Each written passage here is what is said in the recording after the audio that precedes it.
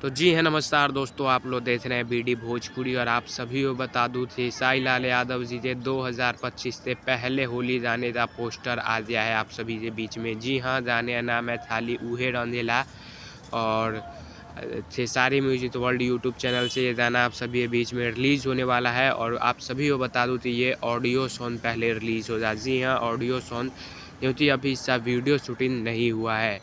तो बहुत जल्द आप सभी को खेसारी लाल का 2025 का पहला गाना 30 तारीख को शाम में 3 बजे सुनने को मिलेगा। तो आप लोग तैयार रहें और होली गाना देखते हैं कैसा होता है। पहले गाने से काफ़ी ज़्यादा उम्मीदें रहती हैं, तो उम्मीद करते हैं अच्छा लिरिक्स हो, अच्छा म्यूजिक हो और अच्छा कंपोजिशन हो। खेसारी लाल का आवाज़ साफ हो, क्योंकि आज चलते गाने में आवाज़ साफ़ नहीं है खेसारी लाल का।